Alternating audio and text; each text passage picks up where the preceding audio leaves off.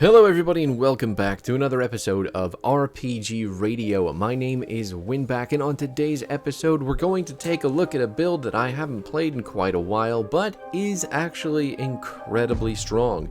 And I'll give you a full disclaimer for this episode right now. I actually forgot to use about, half the kit in this video.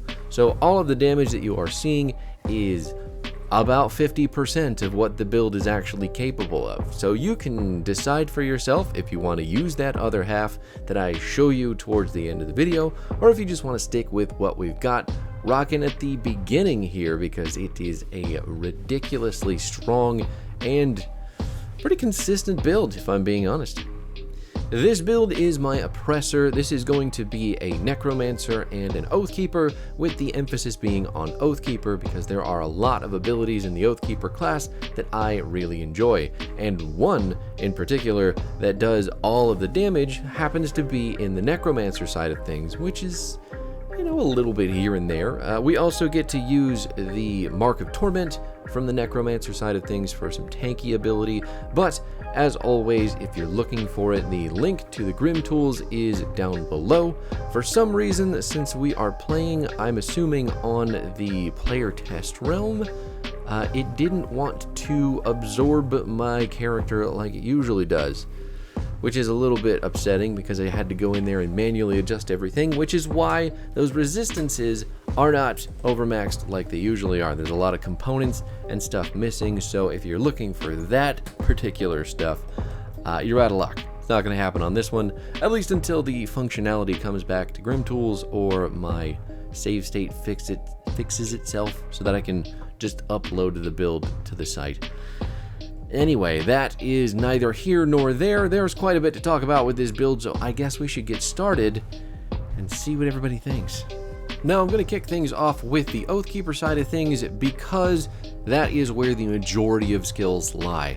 There is one big skill in the Necromancer side of the tree called Ravenous Earth that we do need to talk about in terms of importance to this build, but in terms of sheer buttons and points allocated, the Oathkeeper is going to take everything from everywhere, almost all the time.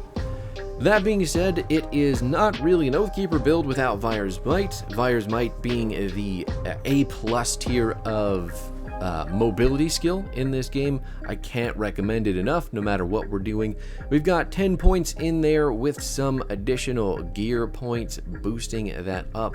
We're going to take Volcanic Might as well, which, since we've got a shield, lets us knock down targets with Vire's Might and converts the physical damage into fire.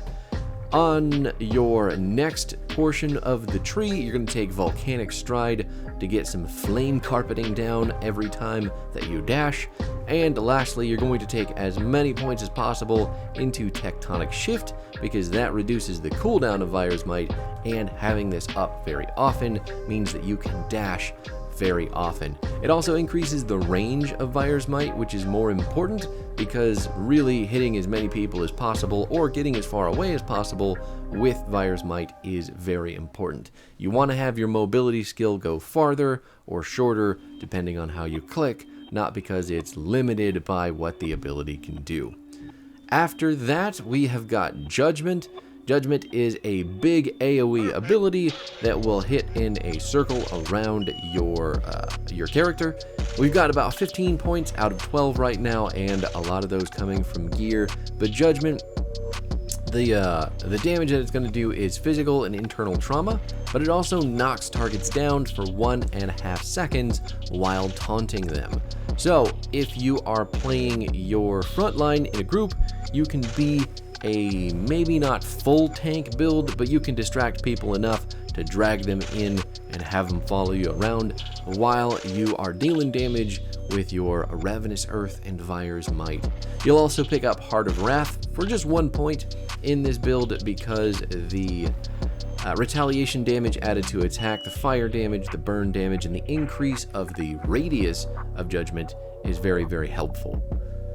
After that, we have got the passives in the build to bring up the rear for the Oathkeepers. Presence of Virtue, you only really need 1 point in Presence of Virtue itself because we're more interested in Haven. Haven is going to increase our block chance and our shield damage blocked, while also giving us a 30% health increase. That's the big reason I end up taking Haven, because having a big health bar means you can survive more stuff, but that's really all you need to know about that.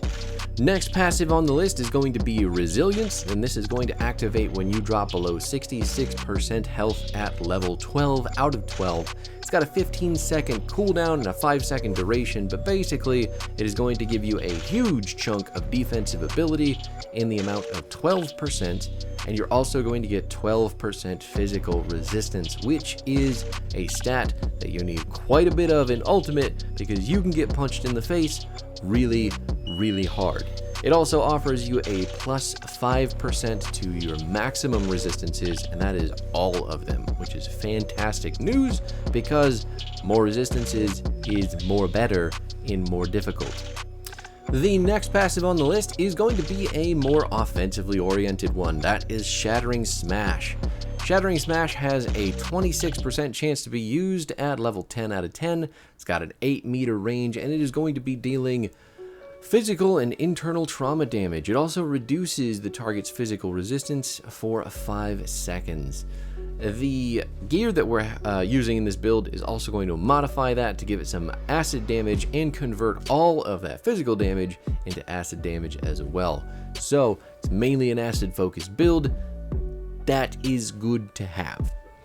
Shattering Smash ultimately is going to be the passive that you rely on when your buttons are on cooldown, but turns out that is a fairly low occurrence, so you'll be able to push those buttons quite a bit.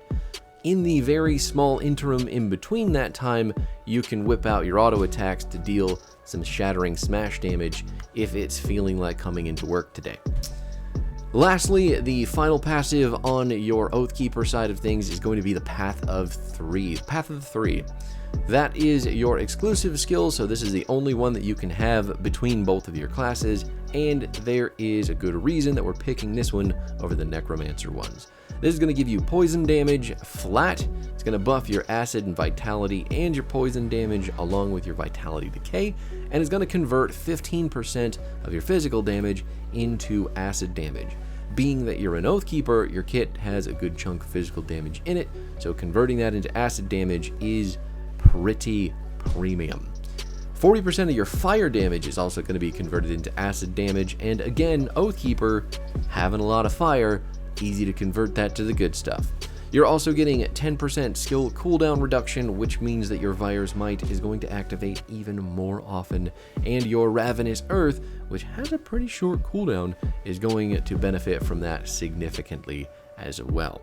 Now, this part of the video is where I tell you which abilities I didn't use at all in the video that you're seeing right now, and how many points are in them. So, we'll start with the least offensive offender, and that's going to be Ascension. Ascension is a button that you'll hit to increase your retaliation damage, give you some damage absorption, and add some flat fire retaliation, and also Clarity of Purpose. Clarity of Purpose is the modifier to Ascension that while it is active, you're getting offensive ability, you're getting life leech resistance, energy leech resistance, reduced stun, freeze, petrify, and entrapment duration as well. I put 1 point into each of these, and gear is buffing them up to 4 to make it more useful. Now, I know 1 point in an ability that I wasn't using doesn't seem like a big deal, right? Well, the next one has 21 points in it, and that's just the base skill. Summon Guardian of Empyrean was the ability that you just didn't see at all in this video. And you know what? I'm okay with that, because this build performed so well without it that now I'm thinking maybe I don't even need those guys. Maybe I put the points somewhere else, because I mean the Necromancer ability is just doing so much work. But the good news, if you want to still take Guardian of Empyrean, you can get 2 of these bad boys, and you can take a modifier that will allow you to convert all of their physical and elemental damage into vitality and acid damage, which is nuts because those are our very big good important main damage types. You can also take Celestial Presence, which is going to have them dealing more damage and shredding some resistances. You don't have to max that one out, but you do want to max out the summon itself because that increases their damage. They're invincible already, it's not like they can die, but the more that they can do with more points in there is certainly going to be helpful. Honestly, if they were running around, this would probably be even faster to watch because Ravenous Earth is just running over people. And on that note, let's just switch over to the Necromancer side of things so I can talk to you about 2 whole abilities. The first one is Mark of Torment. That's called a red herring. You're welcome. Mark of Torment is the button that we've got down on our hotbar that is just pure defense. And what you do with this is mark an enemy, and while they are marked, you have a 5-second duration to absorb 50% of the damage done to you, and the person who is marked will take 300% of the damage that you absorbed in reflected damage. So basically you link to an enemy, and all the damage that you take during that time is reduced for you by 50% and increased by to 300% for the enemy that you were linked up to. So sometimes you can definitely kill smaller enemies with this ability if you misclick, but you typically want to drop it on big hefty enemies, which is mainly your heroes, your bosses, your big angry dudes who don't die quick. And lastly, the pièce de résistance in the Necromancer tree is going to be Ravenous Earth. Ravenous Earth is currently sitting at 23 points. It is maxed out at 16 and has some gear points going into it. This increases the amount of fragments that you will ultimately spew out when you cast the Ravenous Earth, and increase the radius at which those fragments dump out. Ravenous Earth is going to be dealing poison and vitality damage, which is all sorts of good stuff for us. And we're actually looking at a 3-second cooldown, a 4-second duration on this ability. So you can cast it, basically chaining it on top of each other. You never have to run out of a Ravenous Earth. If you're fighting a big boss that doesn't move, you basically just leave this underneath them forever, and it'll kill them eventually. Decay is the first modifier for this. You'll pick that up, increase the vitality and poison damage, but you will also reduce the target's damage done to you by 22% for 1 second. Considering how often the Ravenous Earth hits, 1 second stacks up pretty easily, and it is just good damage reduction all around. Since you're a melee character, having damage reduction is never a bad thing. Foul Eruption is the last modifier for it though, and it has a 100% chance of activating in a 3.1 meter target area, dealing vitality and aether damage, and a % reduction to the enemy's health, along with reduced resistances for 5 seconds. Basically, you are using a poison volcano underneath anybody who is dumb enough to stand on top of it, and it will shred their health, shred their resistances, and just make things an unholy nightmare for any clump of enemies who get trapped in the sauce. That's going to do it for abilities though. Nice and quick, super easy, especially since we just forgot to use a couple of them, and that should be an explanation enough for you to experiment with this build. The big workhorse is going to be Ravenous Earth, but you've got a couple things in the Oathkeeper side that will keep you entertained, hopefully, because if you were just walking around using Ravenous Earth every 3 seconds, it's probably gonna get a little boring. I'm just gonna level with you. But let's talk about some devotions. Devotions in this build, I've actually taken quite a few halfies, so there are a lot kind of on the outer edge of things that aren't completely finished. But we'll get to that. So you're going to start off with points into Purple Crossroads and Red Crossroads, which for any sticklers out there is Ascendant and Chaos. From there, you'll start picking up easy things like Vulture. There is also going to be Spider, Eye of the Guardian, Toad, Empty Throne, Scholar's Light, and then from there we really move out to some of the more important devotions. With the caveat that Eye of the Guardian is very important to this build. When you have Eye of the Guardian, you're going to attach Ravenous Earth to it, and because Ravenous Earth hits so often and in an AoE, you have a 15% chance on attack to summon an eyeball that is dealing chaos, acid damage, and doing some vampiric damage with the damage that they do as well. How many times did I say damage in the last 10 seconds? Anyway, Guardian's Gaze is super useful because you can get, as you have probably noticed throughout this video, a whole bunch of eyeballs floating around you that heal you for the damage that they deal and hit lots of people because you're in melee range. Orbiting eyeballs is super fun. Eyeball builds are super fun, and the fact that this has the Guardian's Gaze is just a cherry on top of the build. So with that being said, we're moving on to Manticore.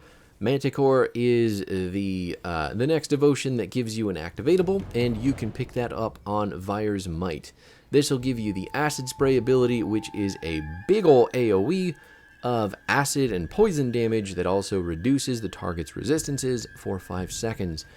Because it's attached to Vire's Might, this is one of the reasons that we wanted to pick up the Volcanic Stride for Vire's Might, because that carpet of flame on the ground is going to increase the number of chances that you get to activate Acid Spray. That being said, it's a 15% chance on attack with the Vire's Might activated, but since you hit so many things in an AoE, and you're doing that over a duration, you actually shoot out a ton of poison a ton of the time. Now, the third one that we're actually going to fully complete that has an active component to it is the Chariot of the Dead.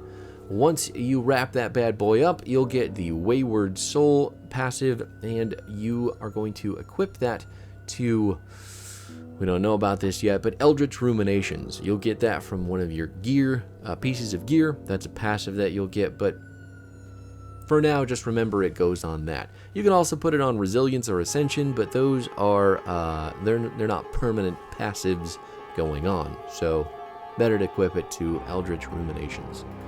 That being said, Wayward Soul is a 20% chance when you are hit. You will get 12% plus 1500 health restored to you, along with a whole bunch of defensive ability and armor. This has a 5-second duration and an 8-second cooldown, so there's only really a 3-second window in which you're not going to have a whole bunch of good stuff going on, because when you're a melee build, you do get hit quite often. Now, as far as the devotions that we're only taking halfies on, first we're going to do Affliction. Affliction, you'll take it right up to the activatable, which is in the middle, called Fetid Pool. And that is a 33% chance when you are hit to deal vitality and poison damage while slowing the target in a relatively large AoE. It is a 6-second duration with only a 2-second cooldown, and that damage is going to be buffed up by 8% of your retaliation damage as well. So those numbers are just great. You get a lot of traction out of being hit with this build, so why not get some damage out of it too.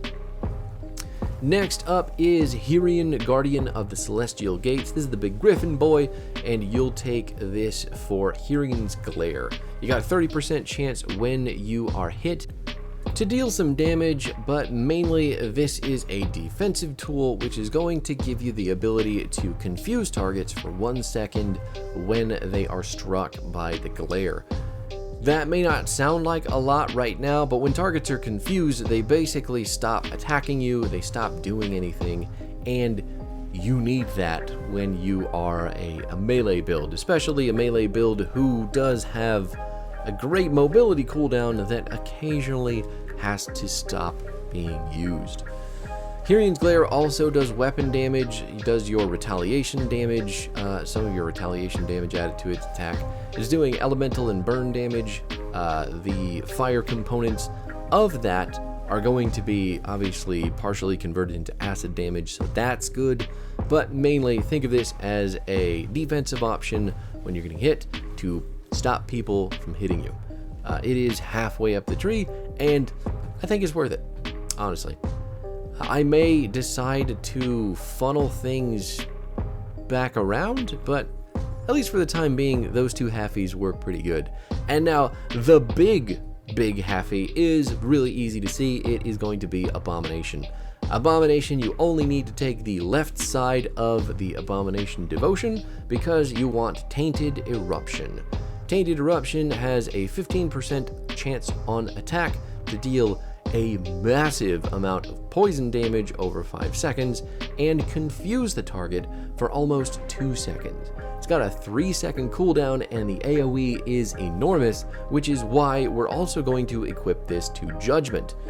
Judgment is another very big AoE ability, and it is going to make it easier to get those tainted eruptions off. You can basically see it activate almost every time we hit the Judgment button in that big green noxious cloud that comes off too. It is awesome. And the radius in which these two abilities work together to shut people down is fantastic. It's just, can't say good enough stuff about it. You could also go down the other side of Abomination if you wanted to, if you want to cut your losses on some of the halfy devotions and get the Abominable Might, but I didn't think I needed that, and it's only chaos damage, so I wasn't feeling it too hard. That's it for devotions though, so now we've got some time to talk about gear. Gear in Ultimate for this Oppressor is going to benefit greatly from a partial set, the Pandemic Dagger, the Opulent Shield, and the Meditation Relic. So the set that we are rocking is going to be the Deception of Dreeg, and we're only going to use 3 pieces of that. The reason being is that these set pieces don't actually put any points into either class on our build, but they do have some very good stats as far as damage, health, and everything else is concerned. That being said, your Vestments of Dreeg are going to give you a decent chunk of defensive ability, energy regen, and health, along with vitality resistance, which is fantastic because I don't need to tell anybody how important resistances are in Ultimate. The next up is the Mantle of Dreeg, which is our shoulders. These are going to give you Pierce and Aether resistance with defensive and offensive ability and flat health. Fantastic stuff there. Also converting vitality damage to acid damage. Same thing goes for the Vestments of Dreeg. They are also converting a portion of your vitality to acid. Vitality being a backup in our damage types for this build. And then lastly, you have got the mythical Black Gem of Dreeg for our neck piece, which is converting chaos damage to acid. It is giving us poison and acid resistance, chaos resistance, reduced stun, reduced freeze duration, and increasing our maximum poison and acid and maximum chaos resistance by 5 and 6%. It also comes with a handy little activatable of its own that has a 25% chance to activate, and that is going to be all the little floaty freeform eyeballs that you're seeing that aren't circling around us at all times. So basically the Gaze of Dreeg creates pet eyeballs that follow you around like missiles, and they're fantastic because, like I mentioned earlier, eyeball build, fun, good stuff. Speaking of eyeballs, our shield, the Opulent, cheeky name, comes with a an update, no, not an update, upgrade, I was thinking, and that's not correct either. It is a shift in usability for Shattering Smash. This is how Shattering Smash is getting acid damage and having its physical damage converted into acid damage as well. The Opulent is awesome, and it makes Shattering Smash usable in our kit where it normally would not be. It also gives you the skill of Guardian's Guidance, which is a 30% chance on block, but when you do that, there is a 5-second duration to gain acid damage, as well as increased acid damage, poison damage, and acid retaliation. There are a number of different things in this build using retaliation damage added to attack, so you can see there's a 5-second window where that is also going to get buffed when the Guardian's Guidance kicks off. The next big one is going to be actually the Voice of Drieg, and this is not part of the set. This is a helmet all of its own, and it is fantastic. This will be changing Ravenous Earth, actually. This is adding more acid and poison damage to the ability, and gives it a 20% chance of blinding a target for 1 second. If a target is blinded, they're not going to be hitting you with their punches, so that is just fantastic stuff. Modifying Ravenous Earth is always going to be a good idea, as long as you're keeping the damage the same as it was. Pandemic is the dagger that affects the other part of our abilities that we didn't use. So, Pandemic is going to basically add Vitality and Vitality Decay to our Guardians of Empyrean, and is going to get them to deal more Poison and Acid and Vitality Resistance Shredding. This also reduces the cooldown of Ravenous Earth by 0.5 seconds, which is part of the reason that we can chain it together forever. Lastly, there is the Meditation Relic, which is going to give you Acid, Vitality, Poison, Vitality Decay, Defensive Ability, Poison and Acid Resistance, and Reduced Entrapment Duration, all while giving you +1 to all skills in your Oathkeeper tree.